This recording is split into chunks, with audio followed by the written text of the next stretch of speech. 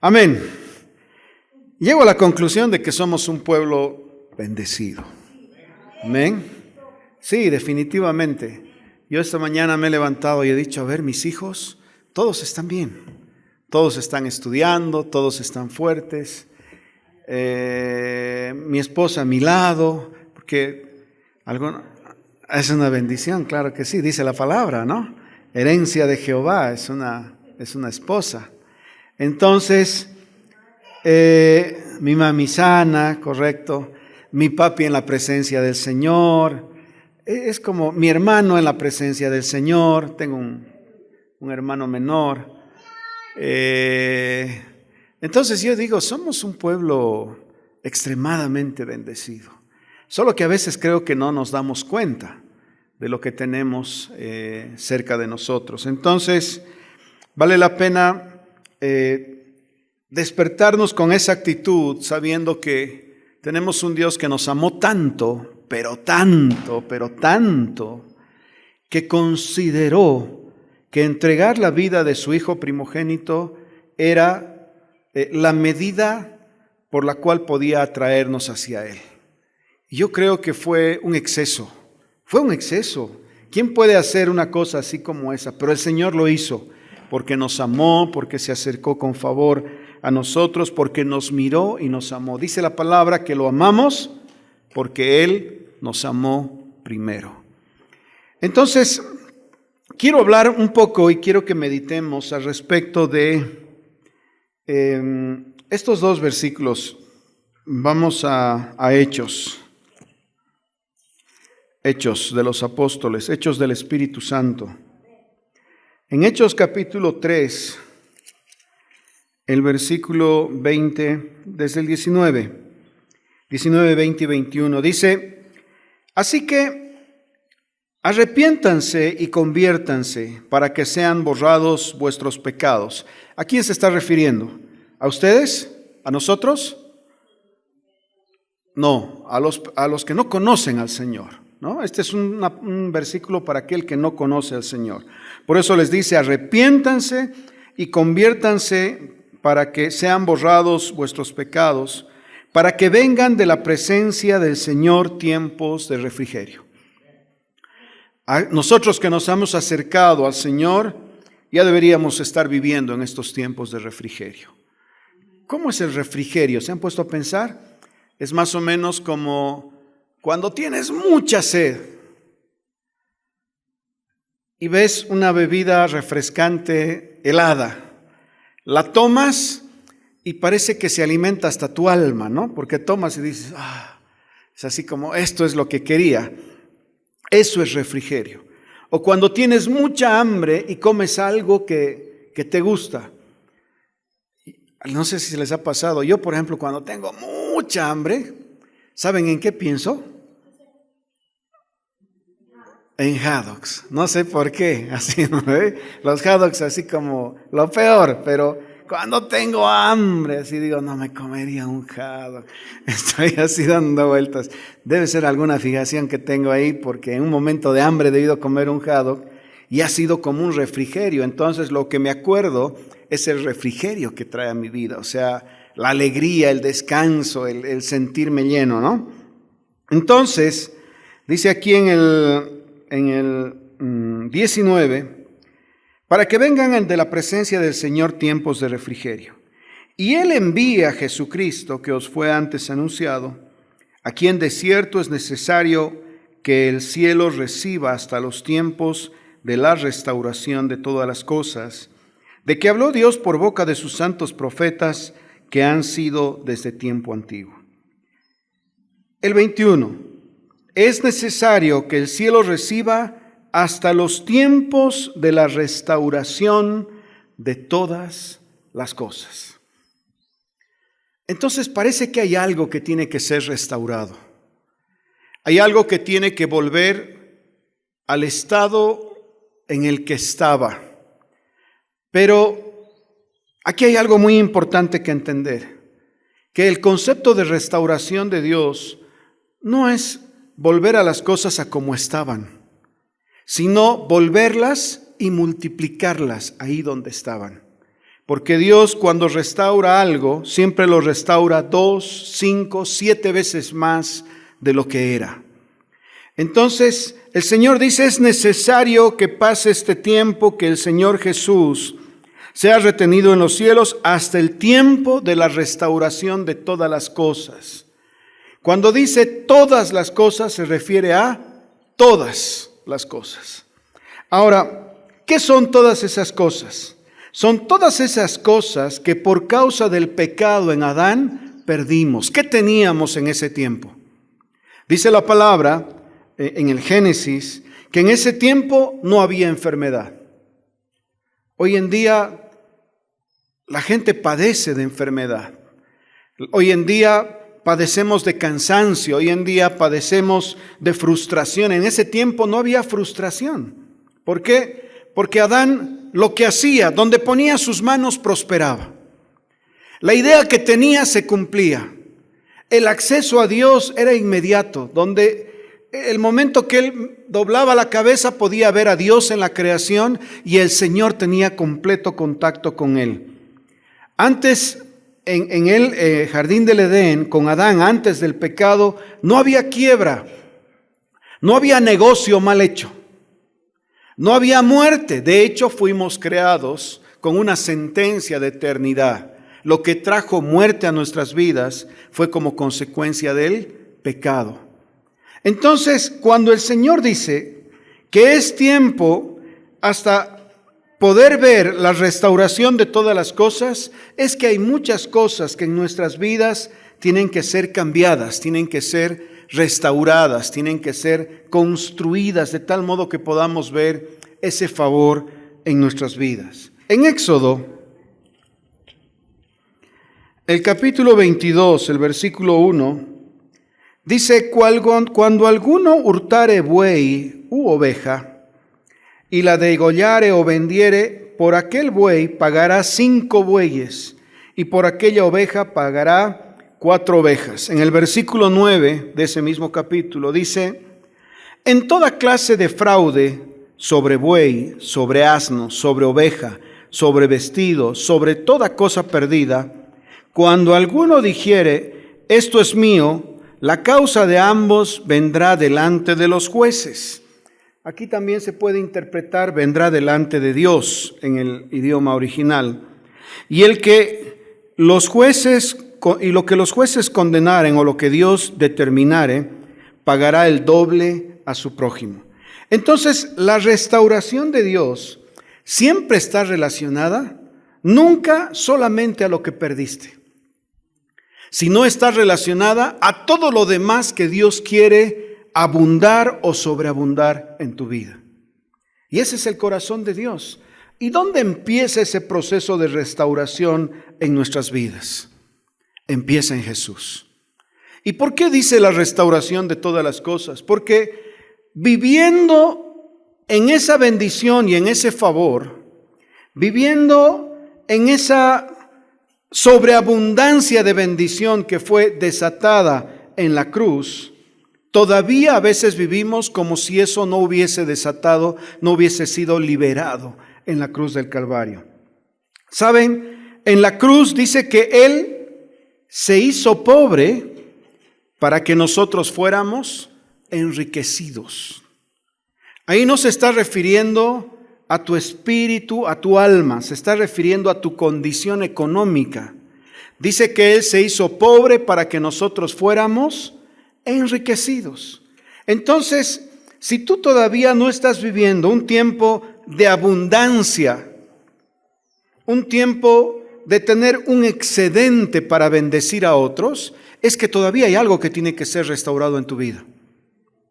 Es que todavía hay algo que tiene que ser como liberado en tu vida. Es que todavía hay algo que tiene que ser revelado en tu vida.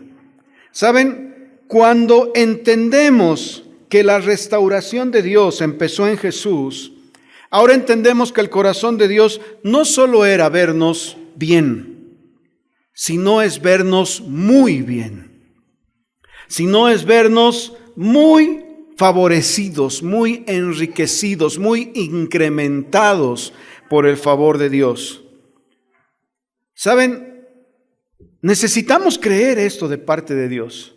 Muchos tienen a la pobreza como un don, como un sacrificio que tú haces por Dios, pero en realidad nunca la pobreza fue una bendición.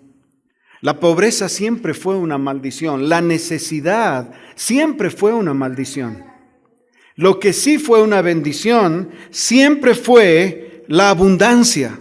Y la abundancia más allá de lo que necesitas. La abundancia más allá de lo que es solo para comer o para vivir.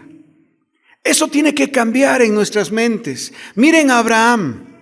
Dios lo llama y le dice vamos a Génesis, capítulo 12,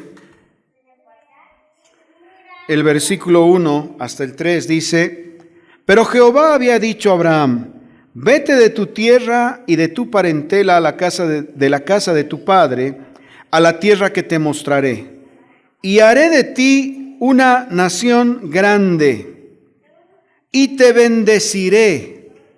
¿Cómo te bendeciré? ¿Acaso Abraham era pobre? En ese tiempo, Abraham era uno de los hombres más ricos que había en la época. Tenía siervos, tenía animales, tenía muchas riquezas.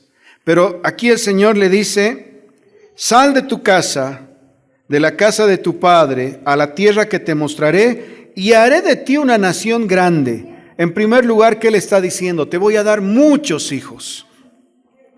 Una nación no son unos cuantos, una nación son muchos. Y en ese tiempo, el hecho de tener hijos era riqueza. ¿Por qué? Porque cuantos más hijos tenías, eran más negros para trabajar en la tierra, ¿no es cierto? Porque ellos vivían de cultivar la tierra, vivían de cuidar animales. Entonces los hijos eran un capital de riqueza en ese tiempo. Entonces le dice: haré de ti una nación grande. Y luego dice: y te bendeciré. Si ya lo está haciendo una nación grande, entonces ¿qué significa ese te bendeciré? ¿Qué más el Señor le iba a dar? Es la sobreabundancia de Dios sobre la vida de aquellos donde Él pone sus ojos. Y ustedes, nosotros, somos donde Dios ha puesto sus ojos. Y luego dice: engrandeceré tu nombre. ¿Qué nombre es engrandecido? Aquel hombre cuyo nombre tiene un lugar de renombre. Por ejemplo, si tú ves a un hombre que vive en mucha necesidad, ¿engrandeces su nombre o dices: sí, pobrecito, no sabes lo que está sufriendo? ¿Eso es engrandecer el nombre de alguien? No. ¿Por qué? Por la condición en la que lo ves. Dices: no, pobre, tiene que trabajar hasta 3 trabajos al día, ¿no es cierto? O sea, decimos cosas así como esas. ¿Eso es tener un nombre engrandecido? No. ¿Cuándo es engrandecido tu nombre? Cuando dices: ¿has visto? Mira, había tenido... Bueno, vamos a hablar de bienes, vamos a hablar también del otro, pero dice: ¿has visto la vagoneta que maneja? ¿Has visto? No solo había tenido esta casa, había tenido también esta otra. ¿Has visto? No sé, tantas cosas que se pueden ver. ¿O has visto tantos hijos que tienen? ¿Has visto cómo se visten? ¿Has visto qué bien que están sus hijos? O sea, ¿ahí estás engrandeciendo el nombre de alguien? Sí. ¿Por qué? ¿Por lo bonito que es? No, a simple vista solamente por lo que ves, por la prosperidad y la abundancia que tiene. Ahora sí, por supuesto, también puedes engrandecer su nombre cuando hay riqueza en tu corazón y en tu alma. ¿Has visto ese hombre? No hay como él, es un hombre intachable. Es un hombre que su corazón no se quebranta ante el mal. Es un hombre que ama a su familia y vive por su familia. También eso es bendición. En todas las áreas, entonces, un nombre engrandecido es un nombre que tiene prosperidad.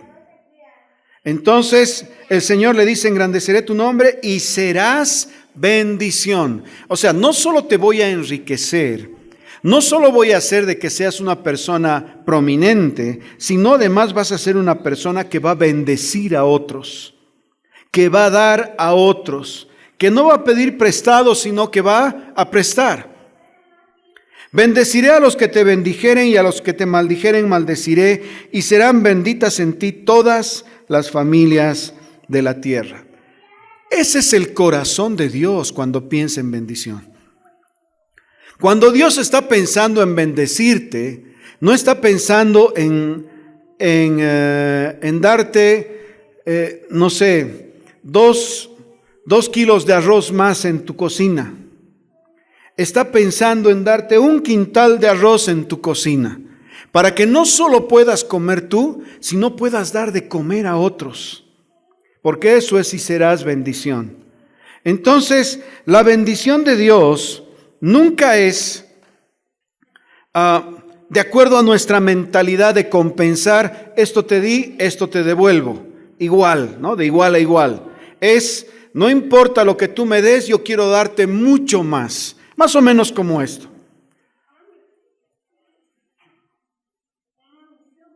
Un hombre que le debe, un amigo que le debe, digamos que yo, David, le debo a Roberto 500 bolivianos.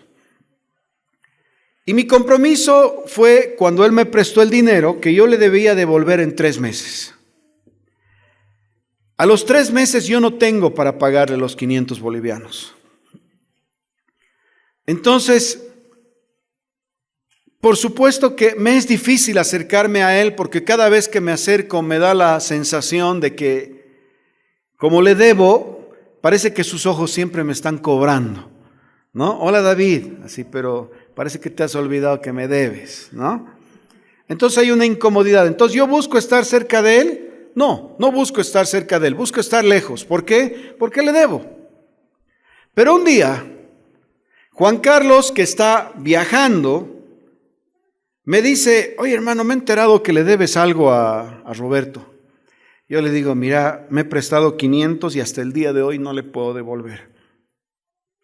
Entonces él, sin decirme nada, va donde Roberto y le dice, Roberto, me he enterado que David te debe 500 y te quiero dar esos 500 y además te voy a dar 1.000.000 de pesos bolivianos.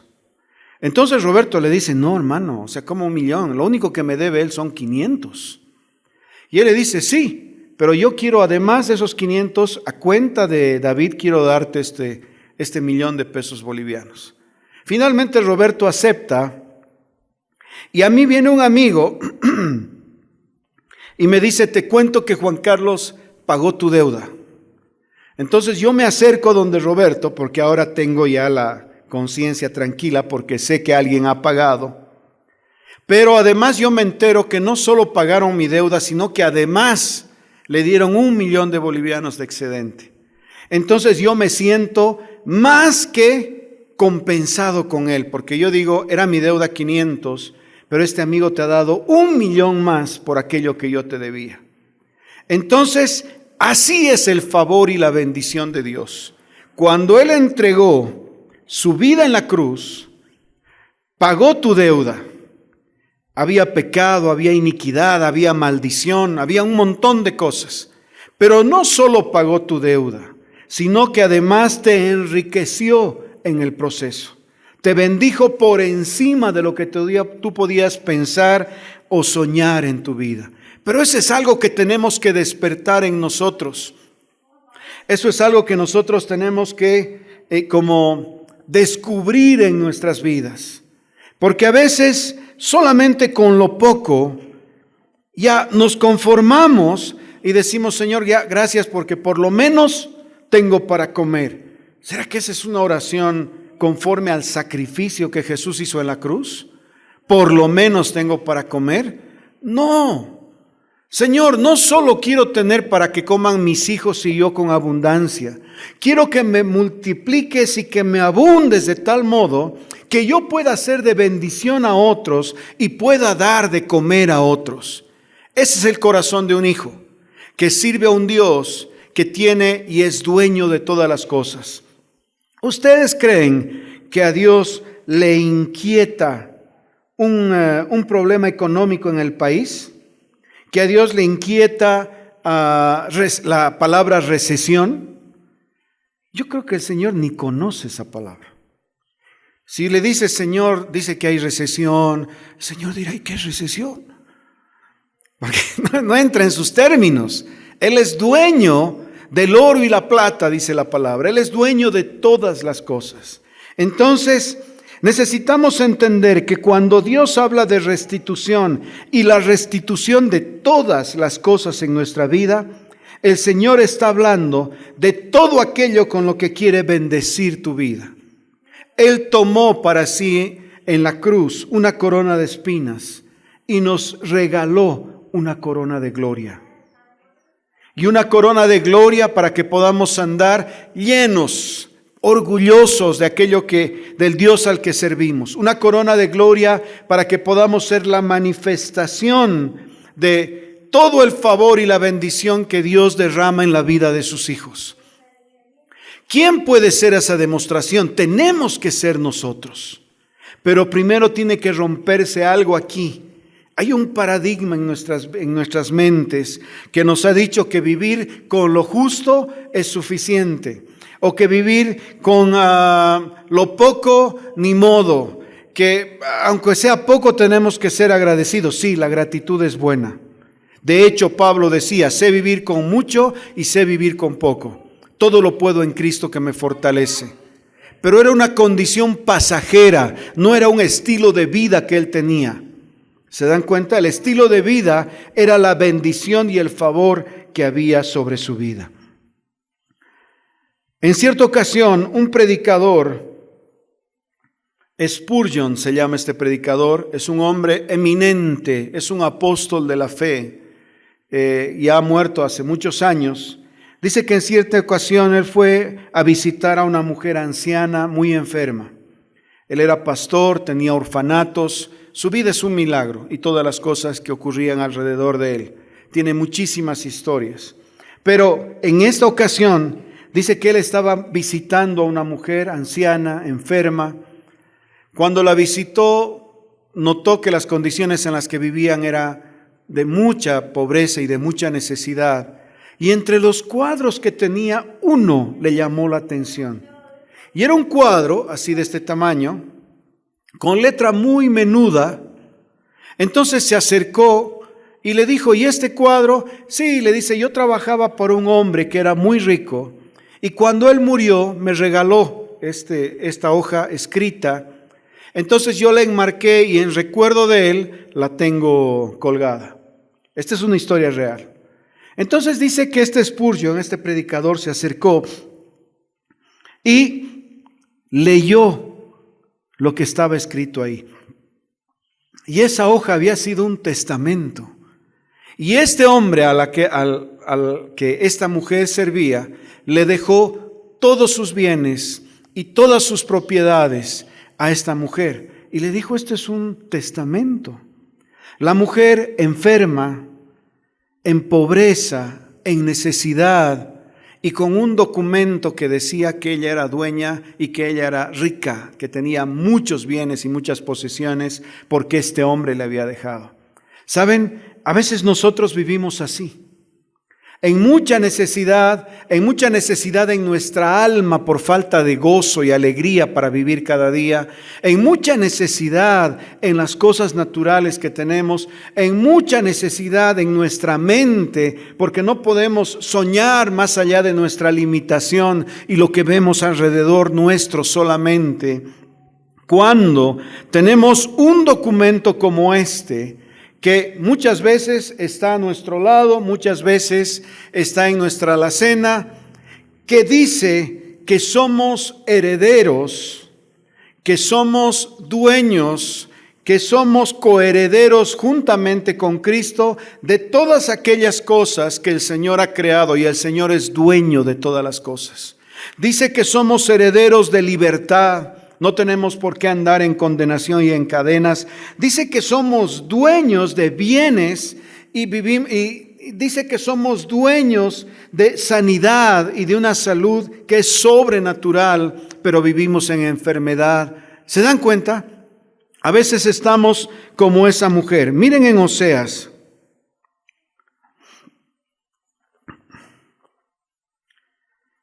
Oseas, el capítulo 4, el versículo 6.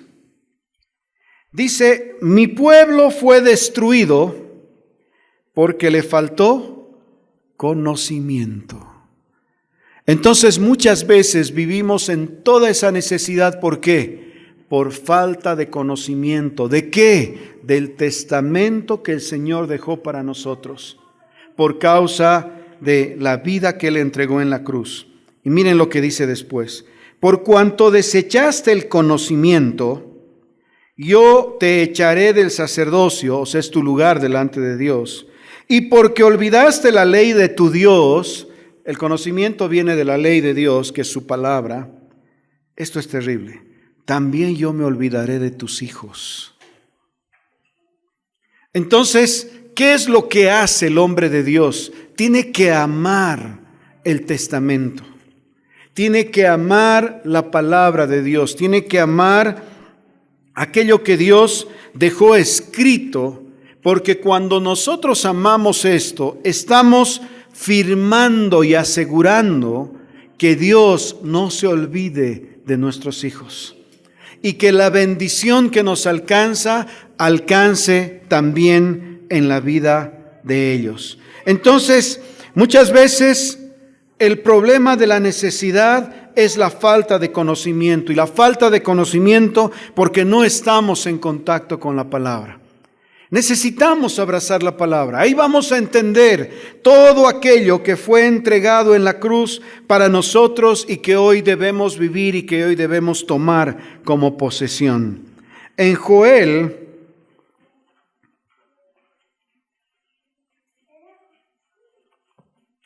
está después de Oseas, el capítulo 2,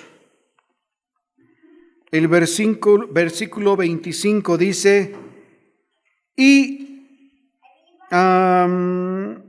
desde el 23, vosotros también, hijos de Sión, alegraos y gozaos en Jehová vuestro Dios, porque Él os ha dado la primera lluvia a su tiempo, y hará descender sobre vosotros lluvia temprana y tardía como hizo al principio.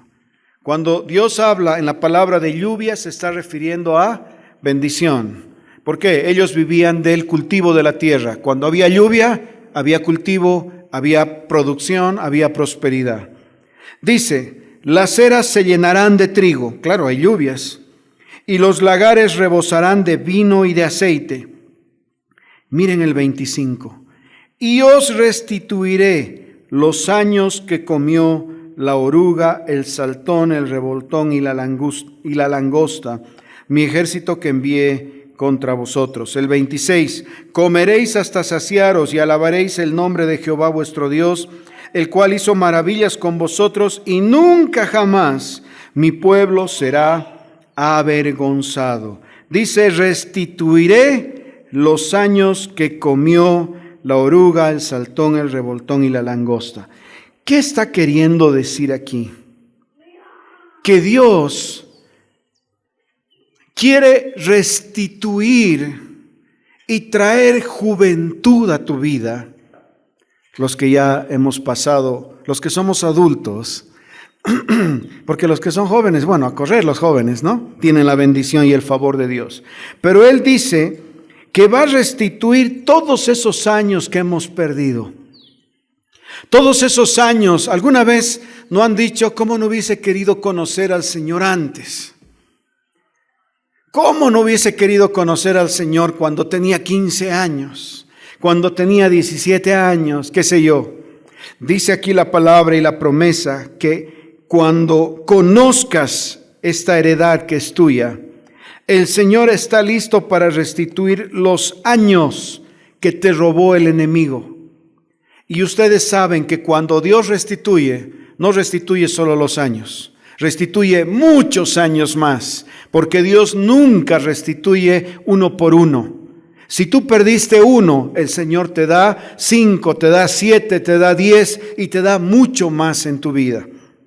Restituiré esos años. El Señor quiere darnos juventud como iglesia del Señor. Y juventud para poder disfrutar aquello que no disfrutamos y que soñamos o que hubiésemos querido tener. Fortaleza en nuestros huesos y en nuestro cuerpo para poder vivir ese favor. ¿No les pasa? Que llega un momento en que dices, ¿cómo no quisiera tener más fuerza? Aquí hay una promesa, decir, Señor, quiero que me restituyas esos años, quiero tener la fortaleza. En Zacarías, el capítulo 9,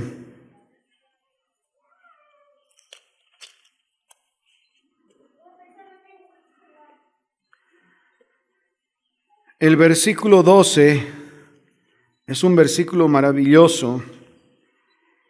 Dice, volveos a la fortaleza, oh prisioneros de esperanza. Hoy también os anuncio que os restauraré el doble. ¿Qué está diciendo el Señor? Vuélvanse a su lugar de fortaleza. ¿Dónde está nuestra fortaleza? En Cristo. Y luego dice, oh prisioneros de esperanza. ¿Quiénes tienen esperanza? Solo aquellos que conocen a Jesús. Solo aquellos que conocen al Señor. Solo aquellos que saben cuál es su provisión en Cristo. Cuál es la provisión que fue derramada en la cruz del Calvario. Entonces dicen, vuélvanse, oh prisioneros de esperanza. Qué hermosa esta parte. Porque dice prisioneros, o sea, es un lugar del que no podemos ni escapar. Dios nos ha puesto en un lugar donde podemos soñar, donde podemos creer, donde podemos esperar por cosas grandes y maravillosas, por cosas extraordinarias, porque yo os anuncio que os restauraré, dice el Señor. Porque yo os anuncio que construiré, que levantaré. Yo os anuncio que haré cosas nuevas en ustedes y que lo que han visto apenas es el inicio de lo que yo quiero hacer a través de ustedes. Pero tiene que romperse esto. Tiene que quebrarse ese paradigma de lo suficiente, de lo necesario. Ahora lo suficiente tiene que ser la abundancia.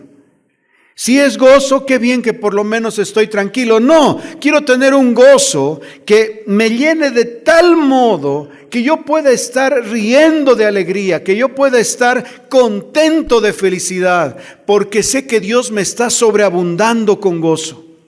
Y ese gozo viene de la seguridad de saber que el Señor está en control de todos mis asuntos y que nada se sale de su cuidado y de su mirada. Y que nada se sale de su favor y su bendición sobre mi vida. Entonces, Señor, quiero ser prisionero de esta esperanza. Quiero vivir en esta fortaleza que es la esperanza de entender y saber lo que el Señor hizo en la cruz y la bendición que trajo sobre nuestras vidas. Y voy a darles una llave ahora. Acuérdense de David. David cometió un grave error. Él debería estar en el campo de batalla. ¿Y dónde estaba? En su casa, dice la Escritura. Esa historia está en 2 Samuel, capítulo 12. Estaba en su casa. Y dice que David, estando en su casa, como su casa estaba en un lugar alto, vio a la mujer de Urías y codició a esta mujer y cayó en pecado, y esta mujer quedó embarazada por causa de eso. Hizo matar a su esposo y toda la historia que sabemos.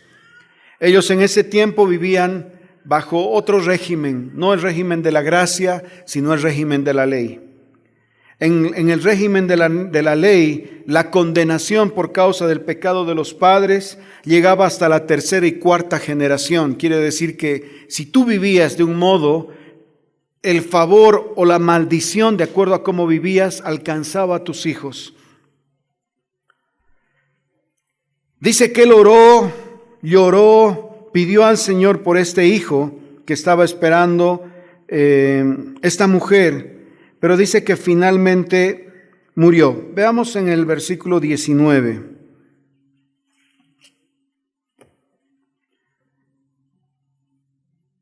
Mas David, viendo a sus siervos hablar entre sí, Y entendiendo que el niño había muerto, porque le estaba pidiendo a Dios por la vida de ese hijo,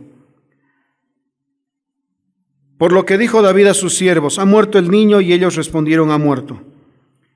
Miren el 20. Entonces David se levantó de la tierra, se lavó, se ungió, cambió sus ropas y entró a la casa de Jehová y adoró. Y tal vez podemos ver aquí la comparación entre la ley y la gracia y el favor de Dios. Dice que él adoró, y en el versículo 24, y consoló David a Betsabé su mujer, llegándose a ella, durmió con ella, y ella dio a luz un hijo, y llamó su nombre Salomón, el cual amó a Jehová. David dice que tuvo 22 hijos. De esos, uno era Salomón. De esos, uno fue el fruto o fue la consecuencia de un hombre que, ante una necesidad en la que podía haber vivido con amargura, él decidió levantar su corazón y adorar al Señor. Él decidió decir: Señor, no sé, me he equivocado, entiendo la ley, sé que hay condenación, pero tú hoy día me has abrazado con gracia y me has regalado un hijo. A través de ese hijo viene la descendencia. Fue un hombre bendecido, Salomón, como nunca hubo otro hombre. Dice que él entró y adoró. Él fue entonces la consecuencia de un hombre que en sus circunstancias buscó adorar al Señor. Dice un testimonio de un hombre que tenía una hija y esta hija sufrió un accidente. Él era creyente. Por causa del accidente la tuvieron que llevar hasta un psiquiátrico porque parece que tuvo algún problema en la cabeza además. Y dice que la chica no podía salir de esa condición, sino que cada vez su condición era peor. Dice que este hombre venía y pedía al Señor, y oraba al Señor y le decía: Señor, te pido por mi hija. Hasta que un día, después de 7 años, dice que el hombre cansado le dijo: Señor, ¿qué quieres? Entonces, ¿por qué mi hija está en esta condición? Estoy todos los días pidiéndote por esta hija. Y dice que el Señor le dijo a través del Espíritu Santo: solo adora. Y él dijo: no puedo adorar. No puedo adorar porque ¿cómo puedo adorar a Dios en un momento como este? ¿Cómo puedo adorar a Dios en un momento en el que después de 7 años no puedo ver tu favor, no puedo ver tu bendición, no puedo ver la sanidad sobre mi hija? Y el Espíritu Santo nuevamente le decía: adora al Señor. Hasta que finalmente él cayó como vencido por la voz del Espíritu Santo y dice que se rindió al Señor y empezó a adorar. Sin entender tal vez lo que estaba pasando, sin entender tal vez por qué las cosas estaban ocurriendo como estaban ocurriendo, tal vez sin respuestas, pero empezó a adorar al Señor en un tiempo de necesidad. Y dice que el momento que empezó a adorar, algo pasó en la habitación.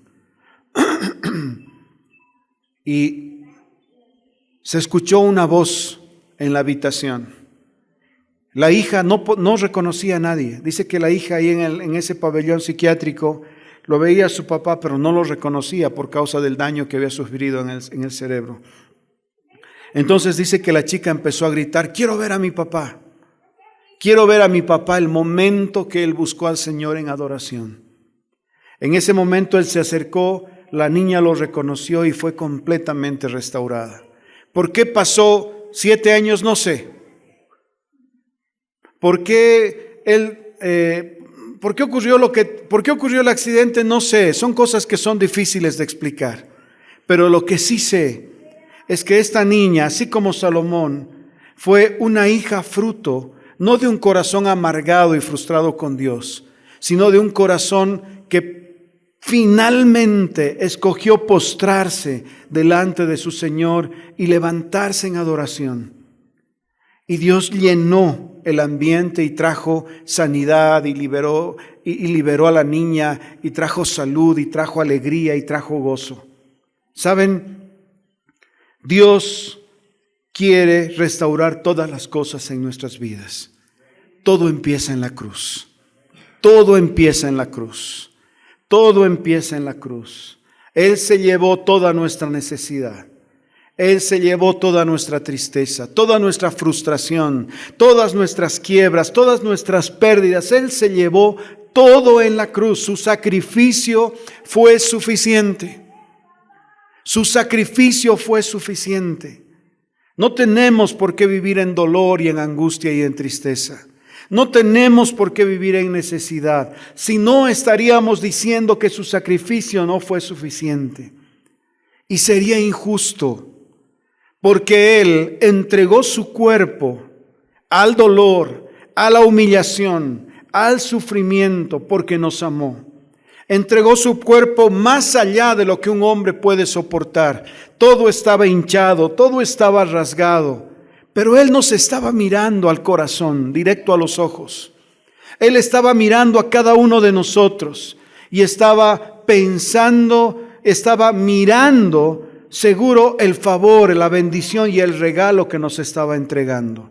Es injusto no poder vivir en la medida del sacrificio del Señor Jesús. Necesitamos cambiar nuestro paradigma y dejar, como dicen Hechos y el versículo que hemos empezado, que todas las cosas sean restauradas en nuestras vidas y vivamos la medida del sacrificio, del amor de Dios que sobrepasa todo lo que podamos entender o comprender. Amén. Pónganse de pie, por favor. Vamos a orar. Señor, te damos gracias porque el tiempo de nuestra restauración no ha empezado hoy, realmente, no empieza hoy. Empezó el día que te conocimos. Señor, gracias porque hoy entendemos que todavía hay un camino por andar, todavía hay un conocimiento por fijarlo en nuestro corazón y que sea parte de nuestras células. El saber todo lo que nos regalaste y nos entregaste con tu sacrificio de amor en la cruz del Calvario. Señor, ayúdanos a vivir en la medida